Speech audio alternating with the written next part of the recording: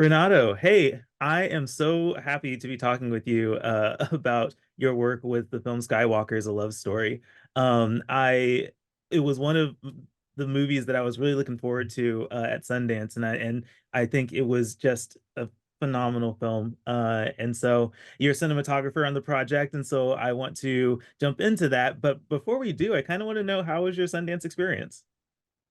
It was great. It's such a thrilled to share with the team now, not working, but enjoying the networking, enjoying the screenings, watching other films, and the responses of the audiences were great. I think that especially for Angela and Ivan, it was Hmm. a very important moment. And of course, for us also as cinematographers, as filmmakers, I think Sundance is a place we were thinking about and wanting to share that experience there was a bit of a dream come true. And I mean, on top of getting into Sundance being a major achievement here. Oh, are we getting This Pablo on Pablo this one too? Rojas, yeah, Pablo Rojas is my co-cinematographer. He joining also. Pablo, Hello, hello. How hey, I'm are you? excited to have you Sorry a part about of late. this. No, you're Me good. I too, me did. too. I didn't yeah, I didn't realize you were hopping on, so I went on and started, but this is cool. I'm glad to have you here. Um I was just saying, on top of the excitement of this film being at Sundance, I heard it was also acquired by Netflix. So even more congratulations is in order for you guys. How do you feel about it? It's great. I think it's and every person's dream and every filmmaker's dream to have its film seen by millions of people, have Hmm. your work seen all over the world. I think that's a serious and happy uh, moment for the film. And also, of course, we really want to have a theatrical release. We're really hoping for it. We'll Hmm. see. I hope so too. This is certainly a film that is probably best on the big screen just because of the visuals and the acrophobia aspect of it. It's a really, really cool experience. And on top of that, I think the subjects were super interesting to follow and piece together that love story that they have. So for people who are maybe just now discovering this film, Renato, can you just give a really quick synopsis on what Skywalker's A Love Story is about? Skywalker's A Love Story is film that follows in depth the conflicts and obstacles a couple of daredevil extreme artists faces in order to get to the top of the highest building in the world and to trust each other in a relationship. It's a film that uh, is as extreme in the depth of the feelings of the characters as it is in the extreme stunts that they make and they do as a job. Yeah, and as you're explaining it, I'm just going back to watching the movie and like the edge of your seat nature that this film has, because there it is quite a harrowing film, but again a really captivating story. I'm super interested in, let's jump into talking about filming this movie, because we're talking a lot about the visuals and that, and obviously you guys have some part to do with that. Can tell me about how you approached uh filming and documenting the story. This was something we discussed with Jeff Zimbalist, the director of the film, and Maria Bukhonina since the beginning when we were uh, starting to test the characters Ivan and Angela on camera, that we really wanted this to be very close psychological depiction of their hardships and their mental state as a couple and individually. Each one of the characters, Ivan on his side and Angela on her, has had their own inner demons, their own conflicts they were facing. And we decided that we were going to follow that in a very close, intimate, verite way. And we were very interested and invested in developing that trustful relation to guarantee ourselves this access to the real emotions, because they are public persons. They really work with their images. And we had to somehow make them believe in the project and somehow get all the things that they will not normally share on social media. So as cinematographers, I think the most difficult thing was to enforce that trust, that relationship, that access. We really had to become close to these people. And from there, we developed the aesthetics of the film, which had to be the closest to a psychological thriller. I don't know, Pablo maybe can add something. Yeah, I was actually going to say, Pablo, I would love for you to add on to that, but I'm also interested, Pablo, in what got you interested in being a part of this project. As Renato said, they are really public persons, and they know we are how should they film, how do they should be filmed. And Angela has always like kind of this side of the in the camera, like. And so it was a process to see, like, okay, we are going to film it from this part and from this part, from this angle. And after our first rooftops with them, of course you get into this relationship closer.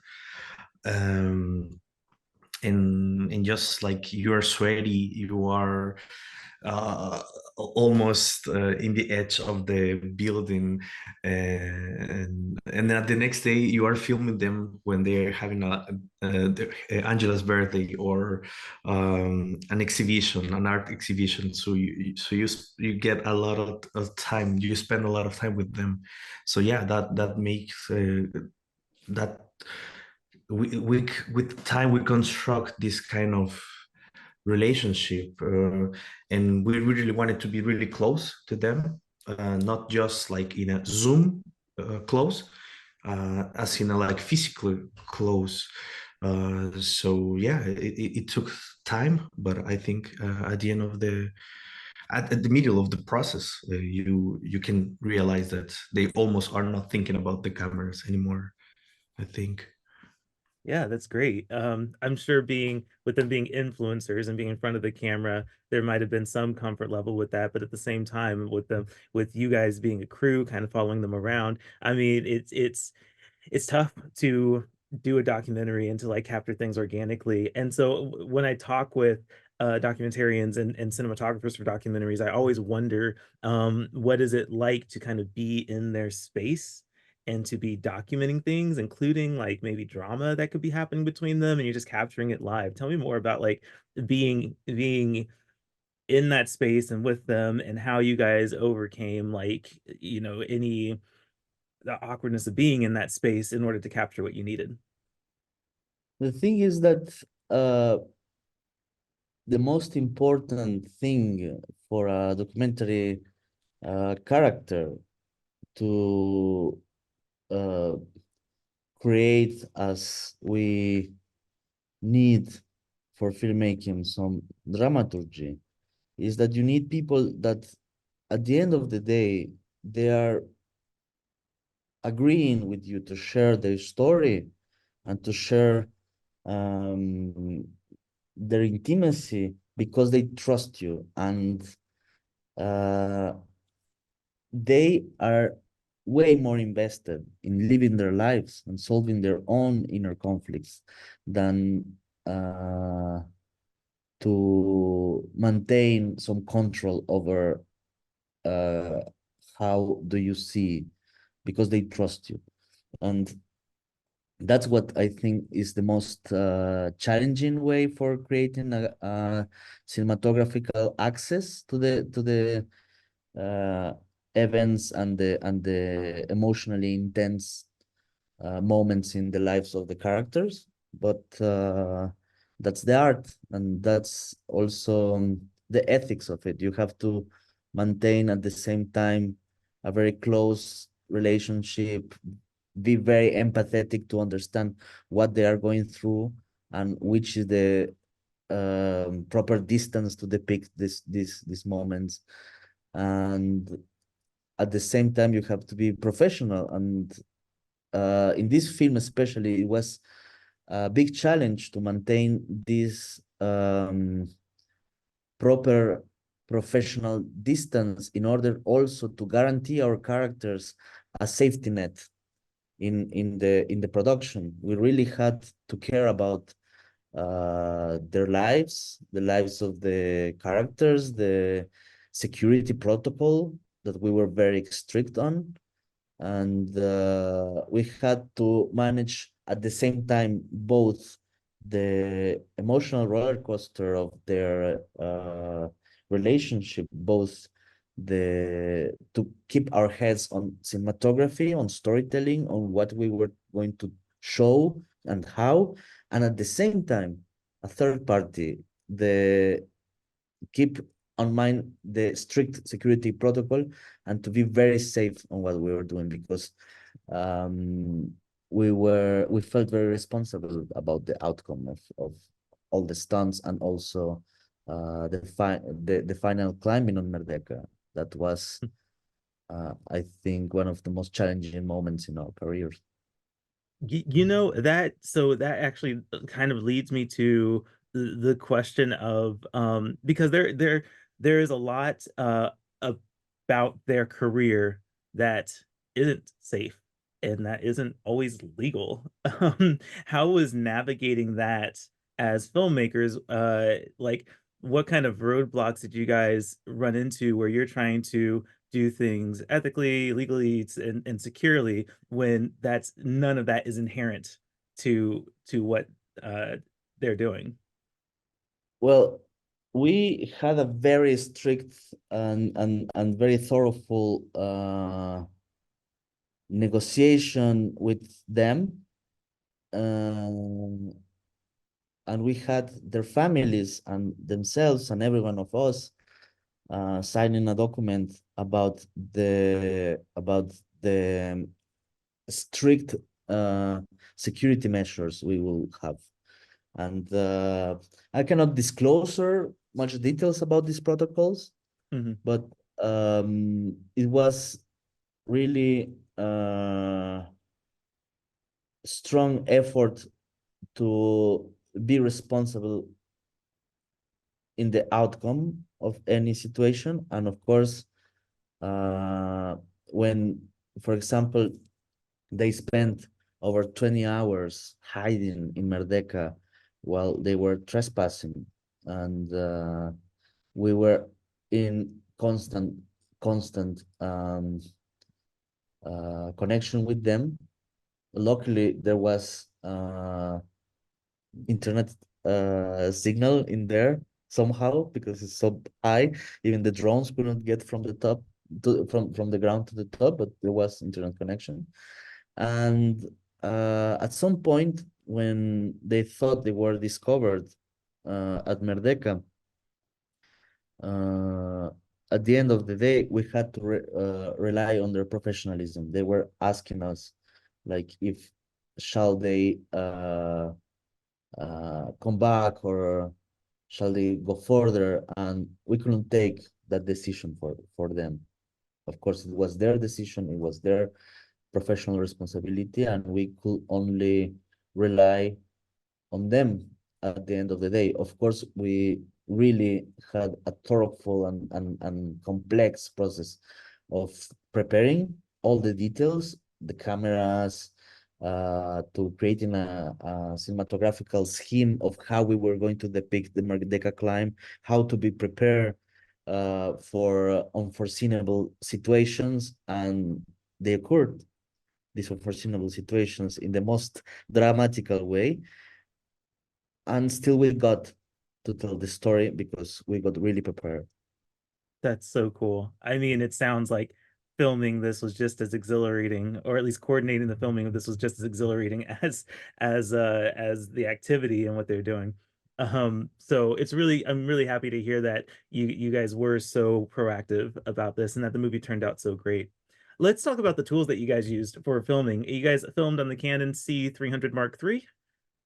Um, Tell me about that and like the benefits of using that particular camera for a lot of production here in this movie. Now, Pablo, you want to talk about the camera? Yes, we started with the Canon C300, and it was really ergonomic. Like, you have to trespass and you have to do some like to change the lenses really fast, and yeah, it was really comfortable doing that. Um, we use this um, Prime 35, I think, for most of the observation episodes there. But then we start to use the C70, right, Renato? Yeah, we use as a second camera the C70, and I think that this film is, in some sense, very revolutionary in the sense that it mixes media for from such different formats. We had the archivals, for example, of the climb they did without us before, without us in Paris, and they were catched on Paris. We weren't there. Uh, they use different kinds of GoPros. We used also, when we were accompanying them in their stunts, we also use with them and GoPros for the veritas scenes, for the intimate scenes of their life. We use the C300, the C70 as a second camera. We used the f2 zoom mics, which are these lavalier mics, which you can put them and forget about having signal in the heights, and you know that they will get some sound. And also we use drones. Ivan is a great drone operator. The shots we planned on Earth before they got to the spire of Merdeka, after more than 30 hours of climbing.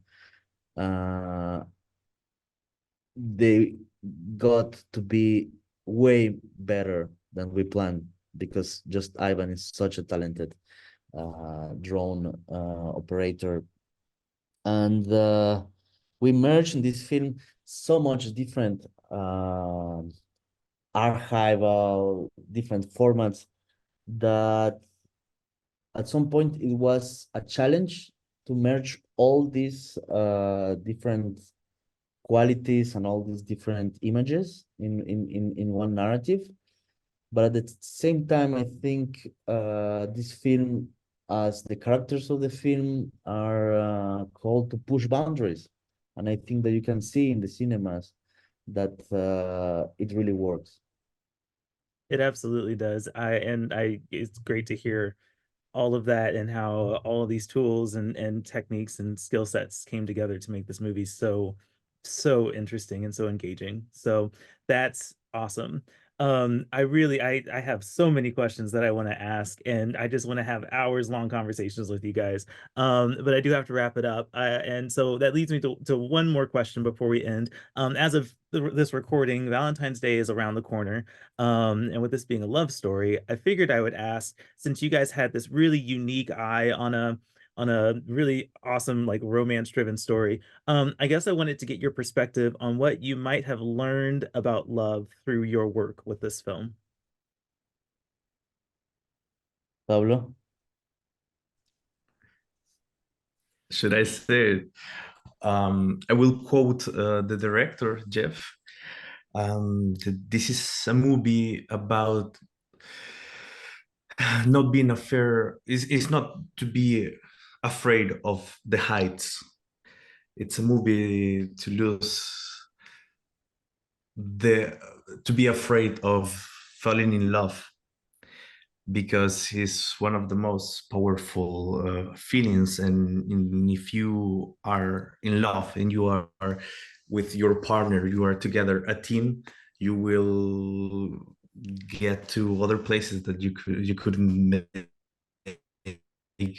by yourself. And it's about a movie about trusting, you know. And I think in the crew we start to trust each other too, and we also fall in love with Angela and Ivan. And I think you learn to be here in the moment, and to trust the people that are around you, I think. That's awesome. Renato, anything to add to that before we sign off? I really like uh, how this film started with a crazy idea about uh, uh, following these two guys that were just starting to fall in love, and it ended up being the depiction of a really passionate love story that made them, both us, overcome many limitations, and we can now share it with millions of people. That's very cool. Renato, Pablo, thank you guys so much for joining me here. Once again, congratulations on the film premiering at Sundance. Congratulations on it being acquired by Netflix. I honestly cannot wait for more people to see it. And I'm also crossing my fingers for a theatrical release. That would be really, really cool. Thank you, Thomas.